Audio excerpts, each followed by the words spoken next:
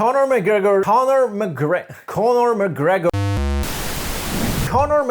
decided to get his hair back via hair transplant 9 months ago, and in this video we're going to be looking at his almost final result, especially the hairline and temples, and it's not looking the best. I'm going to share with you my view on why this hair transplant might have failed actually. So make sure you stay tuned, and before we start, as always, shout out to our sponsor GoFiber. These are hair building fibers you can use to mask any thinning or patchy areas on your scalp to make your hair look thicker and better. So make sure you check out the link in the video description below where you can visit GoFiber, get a free sample of your choice and try them out. See if you like them. Hair transplants can unfortunately fail for multiple reasons. In fact, I made a video on it which is called 5 reasons why your hair transplant may fail, so you may want to check it out later. Some of these reasons happen to Conor as well. I want to talk about. Some of them are more obvious, some of them are less obvious. Just a year ago, Conor McGregor's hairline looked like that. Higher forehead, temporal triangles were heavily receded, and also the corners were definitely receding more obviously. And this was him freshly after hair transplant. We can already see how that hair on the temple, the temporal hairlines are restored, and also the anterior hairlines on the left and right. As much as he hated Khabib, I think he must have been deeply in love with his hairline, because he literally decided to do something similar here. And I think it was a mistake. He should have done a more conservative hairline design in the first place, not go as low with his hairline, and definitely not do any temporal hair restoration. But later about that. His transplanted hair obviously fell out, as we can see here on this picture. About 2 months after the surgery, we see only some residues on the hairline, and everything transplanted on the temple here is pretty much gone. But then, only 5 months later, this is a picture of him 5.5 months after the surgery, things started to look better and fuller. The hairline has better frame out of the sudden, and even some hairs on the temple is sprouting. It's not looking the most natural, but at least it's sprouting. So some hair regrowth was there, but it's not looking the most natural. This is him right now, almost 9 months after his hair transplant, and we notice that things are definitely not looking the way we would like it to look. And definitely Conor is probably not happy with it. We are again seeing the mistakenly placed grafts or follicles on the left and right side of his temples. The hairs are sticking out too much to the left and right, and this is like a typical rookie mistake that the rookie hair transplant doctors are doing when they're not able for some reason to transplant these follicles in a very tight angles that it's gonna be almost unable to differentiate between the existing hair on the side and the transplanted hair on the side.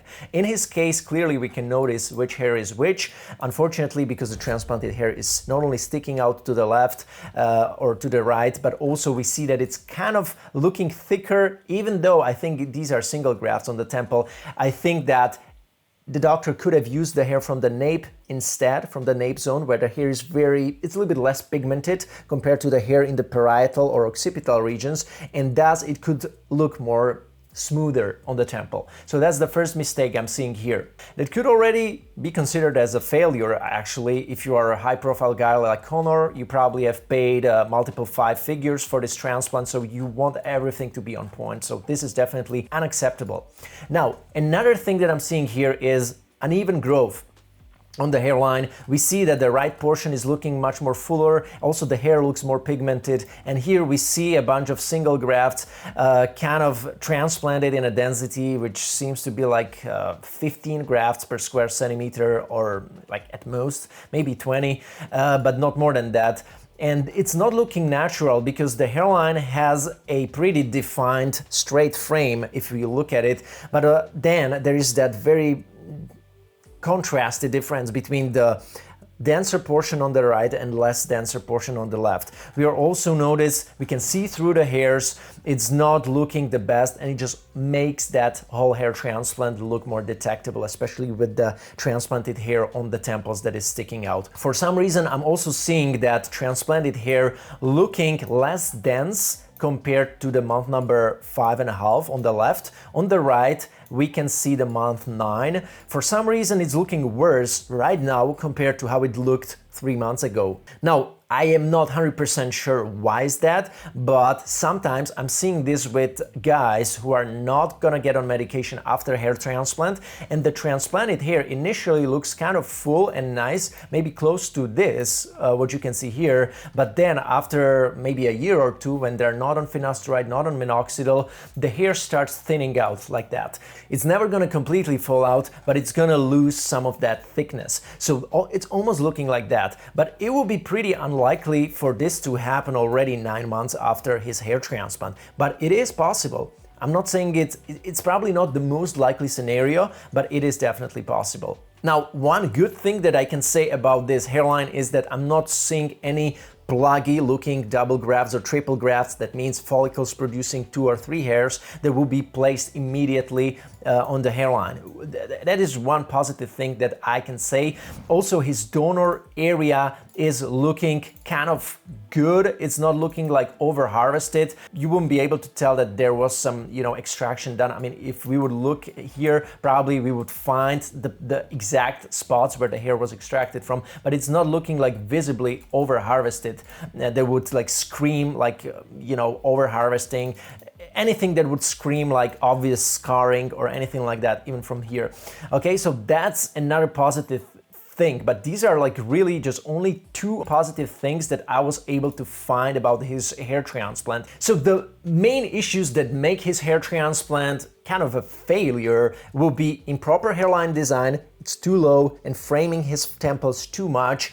And in such cases, if you get low density or maybe some poor survival rate of these transplanted follicles, it's gonna be shown and it's gonna make it all just way more detectable and obvious. So all that uneven growth and also low density, it all played into that kind of failed result that it's not looking so nice. And yeah, that's something that most of you guys would probably agree on as well. The biggest technical mistake from my point of view here is again the bad temporal hair restoration on the temple, which is looking very obvious and not looking smooth at all. Now, when he combs his hair forward, he's able to kind of camouflage a little bit and make his hairline look lower, but again, it's camouflage. It's something that shouldn't happen if you had a hair transplant and you actually want to show off that result.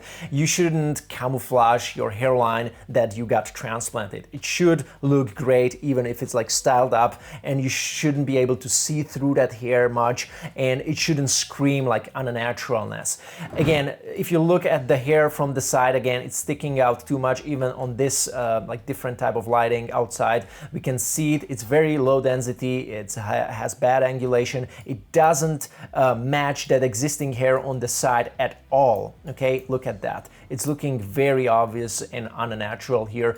Also from this angle, I was able to spot it. I'm talking about this area right here. It's also obvious on the other side, but this side is very obvious here. It's looking very messy, and the reconnection here, it's the frontotemporal transition. It's definitely not smooth. It's missing density again, and it's not reconnecting the anterior hairline right here properly with the temporal hairline. I mean, it looks as if the temporal hairline wasn't even restored properly. Like, this is nothing here, like probably bad survival rate, or they just grafted it until here probably and just didn't really think about it. Like, the doctor probably didn't think that through properly, because this is looking very odd. It's going to be easy to correct it. At least he didn't graft it in a very high density that will require a lot of removal of these follicles, but I think these follicles will need to be removed if he wants to have natural result later on and have a hair that it will not be sticking out too like left and right if you grow it longer, because the longer you grow that hair, the more troublesome it will be to like slick it back or style it in any way or just comb it down. It's going to be impossible, because the hair is kind of set in that very abrupt angulation left and right. So you're gonna look like some type of animal. What's the animal? Goose? It's the goose. You're gonna look like goose. Goat. So that's not really ideal. In order to avoid that, I highly suggest you to watch this video next that talks about 5 reasons why your hair transplant may fail, and also shares with you what are the most important things you need to pay attention to. I'm gonna see you there. For all of you guys who are interested in my one-on-one consulting services on hair loss and hair transplant, make sure you check out the link in the description below. I will be happy to consult you in person and guide you on your hair loss journey. Take care, everybody, and I'm going to see you next time in another video.